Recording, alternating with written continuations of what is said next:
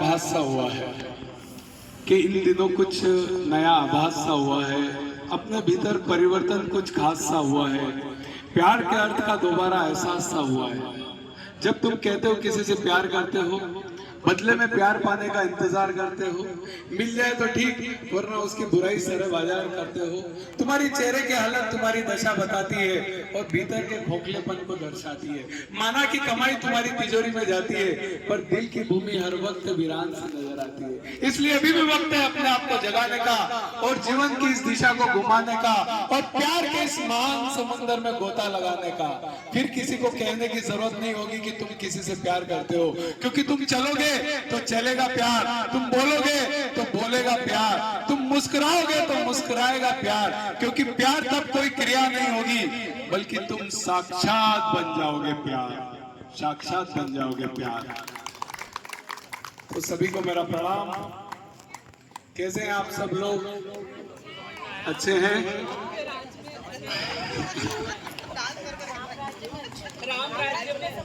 देखिए, थोड़ा सा परिचय, कुछ नए लोग हैं। मैं डॉक्टर पवन मजावलिया, होम्योपैथिक चिकित्सक हूं और साथ साथ योग प्रशिक्षक और मोटिवेटर हूं।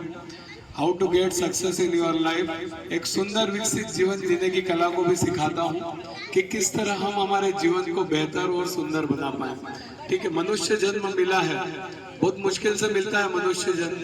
अगर हम इसको सार्थक कर पाए तो इसका मतलब है, वरना तो हमारी जिंदगी एक जानवर जैसी जिंदगी हो जाएगी जो पैदा होके और मर जाता है। तो इस जन्म को हमें सार्थक करना है तो कुछ करना होगा, है ना?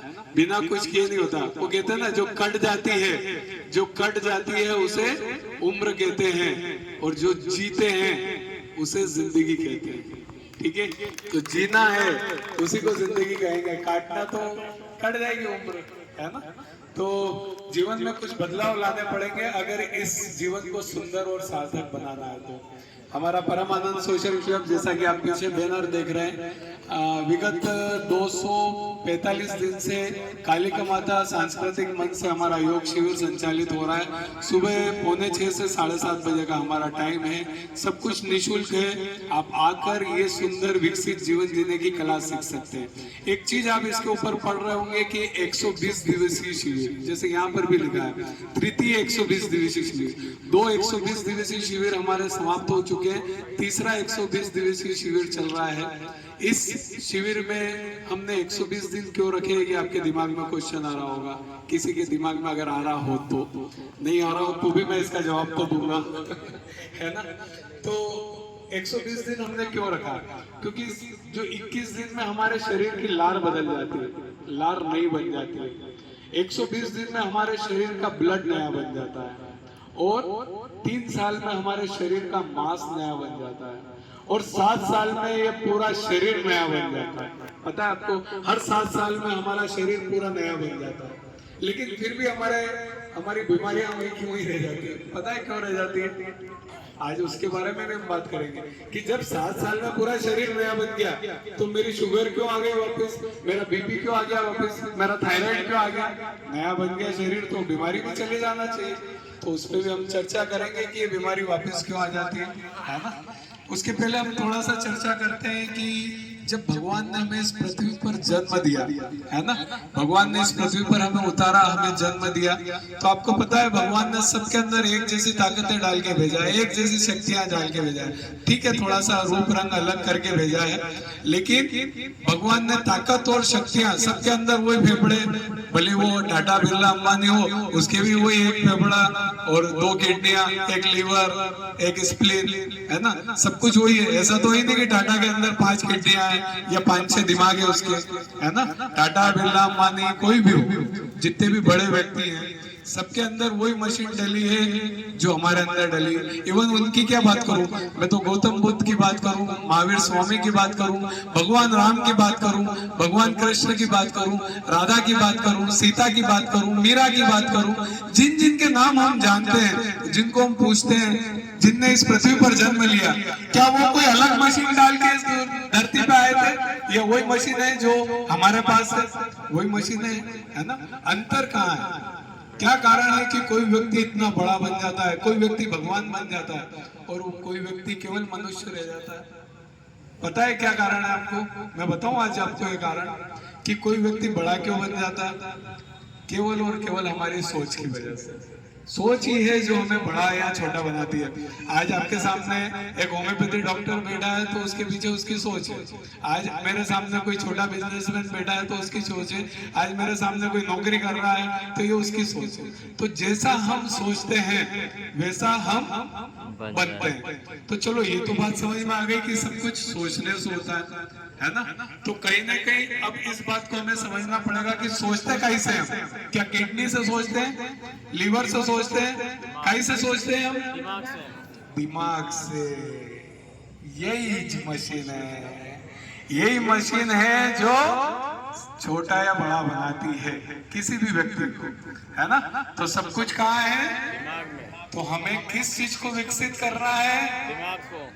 ठीक है, इतना समझ में आ गया है ना? अब अपने को ये तो समझ में आ गया है कि अपने को ये हिस्से को विकसित करना है, ब्रेन को विकसित करना है, हमारे न्यूरॉन्स को एक्टिवेट करना है। आपको पता है हम हमारे ब्रेन का कितना % हिस्सा यूज करते हैं? कोई जानता है? मात्र 10%। ठीक है, अगर कोई महापुरुष का अपन नाम सुनते हैं, विवेकानंद जी का, विवेकानंद जी एक दिन में 700 पेज याद कर लेते थे। कितने? 700 पेज, और सुना देते थे। ऐसी बुद्धि कहां से आई उनके अंदर? इतना ब्रेन को विकसित किया उन्होंने। ऐसे कई लोग पुराने अपन देखें, इतिहास उठा के देखें तो ऐसा ब्रेन उनके पास था। तो इस ब्रेन को उन्होंने विकसित कैसे किया? ठीक है, ऐसे कई लोगों के हम नाम सुनते हैं तो पता है वो अपने ब्रेन का कितना % हिस्सा यूज करते हैं? वो कम से कम 25-30% हिस्सा यूज करते हैं। इस वजह से वो वहां तक इतनी ऊंचाई पर पहुंचते हैं। तो ये बात तो समझ में आ गई कि हमें अब इस हिस्से को विकसित करना है, हमारे न्यूरॉन्स को एक्टिवेट करना है, हमारे ब्रेन को विकसित करना है। ठीक है, इतना समझ में आया? क्या आप जानना चाहते हो कि इस खोपड़ी को, इसके अंदर जो ब्रेन है, इसको कैसे विकसित किया जाए? जानना चाहते हैं तो मैं बताऊं, नहीं तो आगे भजन चालू कर दूंगा। जानना चाहते हैं? चलिए देखिए, जो पीछे लाइनें लिखी है बहुत कुछ सॉल्यूशन हमारे इन्हीं बातों के अंदर है ब्रेन को विकसित करने का। हमारे ब्रेन को विकसित करने के लिए चलिए सबसे ज्यादा हमारे शरीर को किस चीज की जरूरत है पहले ये बताएं आप। ऑक्सीजन। बहुत बढ़िया, जोरदार तालियां निगम साहब के लिए। ऑक्सीजन, है ना? देखिए ऐसा तो है नहीं कि मुझे रोज गुलाब जामुन चाहिए, कचौरी चाहिए, समोसा चाहिए या सेव चाहिए, उसके बिना मेरा ब्रेन डेवलप नहीं होगा। तो समोसे, कचौरी, सेव से ब्रेन डेवलप नहीं होगा। सबसे ज्यादा जरूरी चीज क्या है? ऑक्सीजन। तो अगर मेरे बॉडी के हर ऑर्गन तक ज्यादा ऑक्सीजन पहुंचे, सेल तक ज्यादा ऑक्सीजन पहुंचे, अगर मुझे इसे विकसित करना है तो यहाँ भी ज्यादा से ज्यादा ऑक्सीजन पहुंचे। तो ऑक्सीजन पहुंचाने के लिए मुझे क्या करना पड़ेगा? मेरी बॉडी में ऐसा कौन सा ऑर्गन है जो ऑक्सीजन को कैरी करके हमारे हर ऑर्गन तक पहुंचाता है? ऑक्सीजन, फेफड़ा, लंग्स, है ना? कोरोना में देखा था ना फेफड़ों की क्या हालत हो गई थी बेचारों की, है ना? सबके फेफड़े इन्फेक्टेड हो गए थे, फेफड़ों में संक्रमण होने की वजह से, कोरोना की वजह से डेथ हो रही थी। तो फेफड़े, आज आपको पता है कोरोना जिनको हुआ है या जिनको नहीं भी हुआ है, कई लोगों के फेफड़े आज भी आधुनिक जीवन शैली की वजह से मात्र 40 या 50% फेफड़े यूज होते हैं। पता है आपको? क्योंकि हम कितनी सांस लेते हैं? बस इतनी सी सांस लेके छोड़ते हैं, इतनी सी सांस कितनी ऑक्सीजन लेता है? तो अगर आपको आपके ब्रेन को विकसित करना है तो जब भी आप खाली बैठे तो आपको ये प्रयोग करना है, लंबी गहरी सांस लेना है और धीरे धीरे सांस खाली करना है। बहुत छोटा सा प्रयोग है। कई बार हमको लगता है कि बड़ी बड़ी बीमारियों का सॉल्यूशन छोटी सी चीज कैसे हो सकती है। अब मैं बात कर रहा हूँ ब्रेन को विकसित करने की, और लंबी गहरी सांस लेने से क्या मेरा ब्रेन विकसित हो जाएगा? 100% होगा। क्यों? क्योंकि आपकी बॉडी के हर पार्ट को ज्यादा ऑक्सीजन मिलेगी, ब्रेन को भी मिलेगी।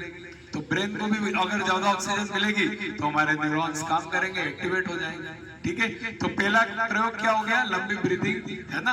जो हम इसके अंदर करेक्ट एक्सरसाइज की बात करते हैं, हमारे 5 बिंदु है जिनके ऊपर हम काम करते हैं। पहला है करेक्ट एक्सरसाइज, जिसके अंदर हम और भी एक्सरसाइज आपको वहां पर बताएंगे जो हमारे बॉडी के अंदर ऑक्सीजन बढ़ाएगी। एक हमारा टैपिंग, थपथपाने का प्रयोग है, जो हमारे जो ब्रेन के अंदर पतली पतली वेसल्स है उनके ब्लॉकेज हटाती है, ब्लॉकेज हटाती है तो फिर उसके अंदर ब्लड फ्लो बढ़ता है, ब्लड फ्लो बढ़ता है तो ऑक्सीजन बढ़ती है, ऑक्सीजन बढ़ती है तो हमारे न्यूरॉन्स एक्टिवेट होते हैं, न्यूरॉन्स एक्टिवेट होते हैं तो मस्तिष्क में अच्छे विचार आते हैं, पॉजिटिव थिंकिंग आती है, पैरालिसिस की संभावनाएं कम हो जाती है। तो ऐसी बहुत सारी चीजें हैं जो करेक्ट एक्सरसाइज के द्वारा हम आपको वहां सिखाएंगे, जो ब्रेन डेवलप में आपको मदद करेगा, ठीक है। इसके अलावा आहार, करेक्ट फूड, है ना।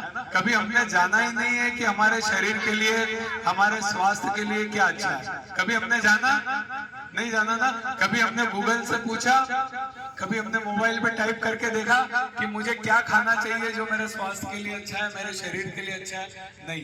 हम दूसरी चीजें देखते हैं पर कभी भी हमने करेक्ट फूड के बारे में नहीं जाना। तो अगर आप हमारे इस शिविर में आते हैं तो हम आपको सिखाएंगे सही आहार क्या है, क्या सही खान पान हम करें जिससे हमारा ब्रेन डेवलप हो। तो दूसरी चीज हो गई करेक्ट आहार। तीसरी चीज है मेडिटेशन, ध्यान। ध्यान देखिए, प्रार्थना में प्रभु आपकी सुनते हैं और ध्यान में आप प्रभु को सुनते हो, बहुत बड़ा अंतर है बॉस, ठीक है। तो ध्यान में हम प्रभु को सुन पाएंगे। तो मेडिटेशन, ध्यान बहुत जरूरी है। सही मेडिटेशन कैसे करना है, 24 मिनट का होता है, ब्रह्म मुहूर्त में करना है, ऐसी बहुत सारी चीजें जब आप हमारे शिविर में आएंगे तो हम इसके बारे में भी आपको पूरी जानकारी देंगे। तो तीसरी चीज हो गई करेक्ट मेडिटेशन। चौथी चीज हो गई, आपने सब कुछ सही कर लिया, आपने मान लेते हैं एक्सरसाइज बहुत अच्छी करी, आपने ऑक्सीजन अच्छी पैदा कर ली आपके बॉडी में, आपने सब कुछ विकसित कर लिया अपने अंदर, आपने अच्छा खाना खा लिया, आपने अच्छा ध्यान कर लिया, लेकिन अगर आपके कर्म खराब है, कर्म बुरे हैं, तो ये सारी चीजें फेल है। तो हमारे कर्म ही हमारी पहचान है, वरना एक नाम के तो लाखों इंसान हैं। तो कर्म अच्छे करना बहुत जरूरी है। हमारे अच्छे कर्म ही अच्छा भाग्य लेकर आते हैं। जब हम पैदा होते हैं तो हमारा भाग्य नहीं होता है, हमारे कर्म हमारे भाग्य बनाते हैं। तो कई बार बड़ी बड़ी घटनाएं, बड़ी बड़ी दुर्घटनाएं भी अच्छे कर्मों से टल जाती है ना। बहुत बार हम कहते हैं अरे इतना बड़ा एक्सीडेंट हुआ फिर भी बच के आ गया, तो वो हमारे अच्छे कर्म है ना। कुछ अच्छे काम जो हम करते हैं, जो दुआएं इतनी जल्दी लगती है जिसके नहीं, मुंह से निकलते से दुआएं कबूल हो जाती है। पता है आपको, दुआओं की इतनी रफ्तार होती है।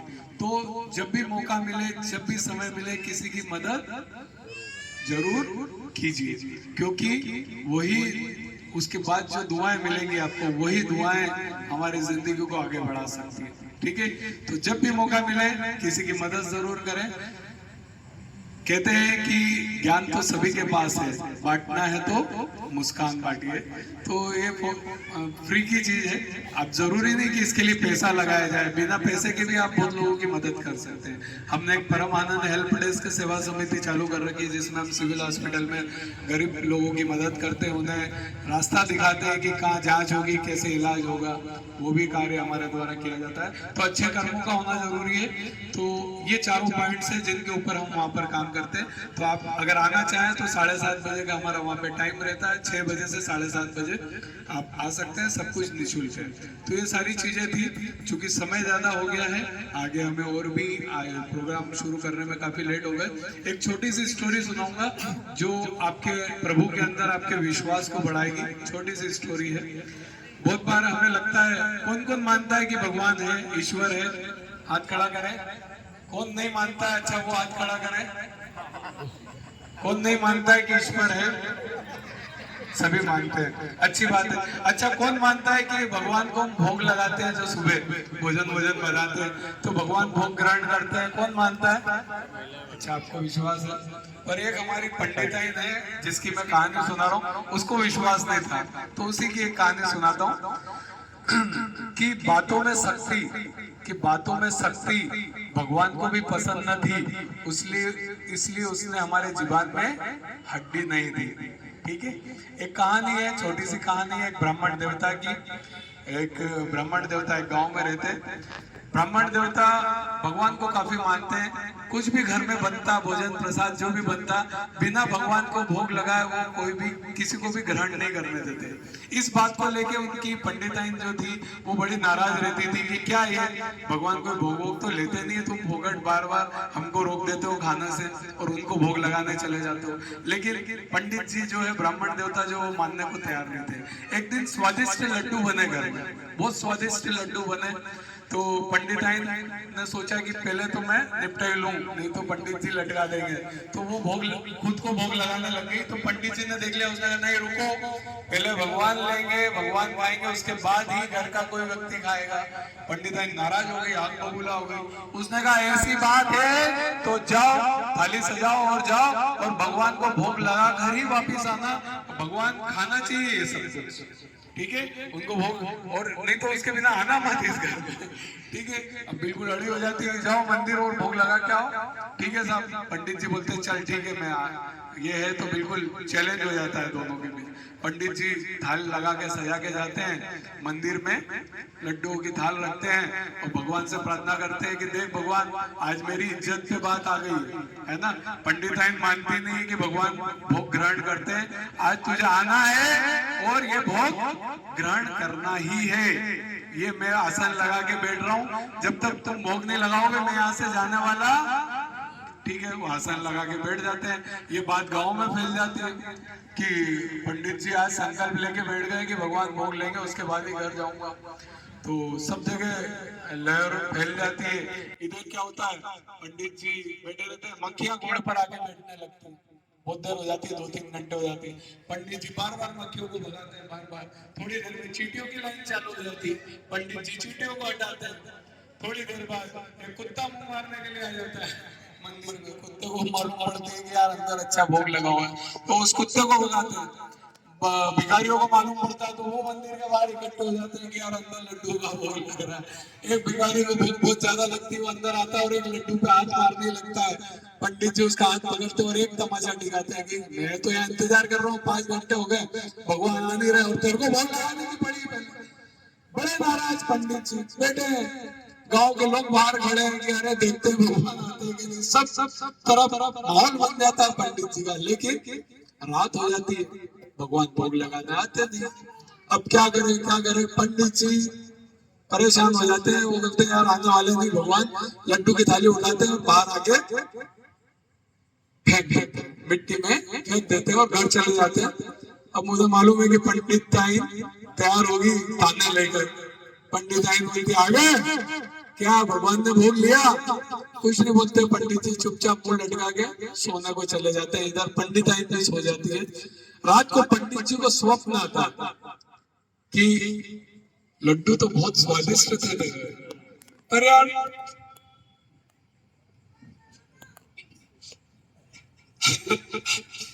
तूने खिला दी मुझे, बहुत देर कर दी। बोले कैसे? पंडित जी पूछते, बोले यार मैं पहले मक्खी बन के आया, तूने भगा दिया। मैं कुत्ता बन के आया, तूने भगा दिया। मैं भिखारी बन के आया, तूने भगा दिया, चाटा मार दिया। और बाद में तूने लड्डू दिए भी तो यार मिट्टी में डाल दिए और मुझे रात को जाके वो लड्डू मिले। इतने में पंडित जी का स्वप्न खुल जाता है और वो जाग जाता है और यही उनके जीवन का भ्रम भी टूट जाता है और उन्हें पता चल जाता है कि हर कण में, हर मनुष्य में ईश्वर का वास है। कि तुझ में राम, मुझ में राम, सब में राम समाया है। कर लो प्यार जगत में सबसे, कोई नहीं। पंडित जी को पता लग जाता है। तो ये छोटी सी कहानी हमारे जीवन में हमें बहुत बड़ा पाठ सिखाती है। दूसरों की मदद जरूर करें, बांटना है तो मुस्कान बांटिए। हर कण, हर मनुष्य, हर तरफ अगर आपके अंदर आस्था है, आपके अंदर विश्वास है, तो सब जगह ईश्वर व्याप्त है। ठीक है, तो धन्यवाद सभी को। एक छोटी सी कहानी थी जो हमारे ईश्वर के प्रति हमारी आस्था को बढ़ाएगी, हमारे ईश्वर के प्रति विश्वास को प्रगाढ़ करेगी। तो एक अच्छा भजन करते हैं और उसके बाद हमारे गुप्ता जी में हम बर्थडे सेलिब्रेशन करेंगे क्योंकि समय ज्यादा हो गया। एक भजन के पश्चात हम वो कार्य आगे बढ़ाते हैं।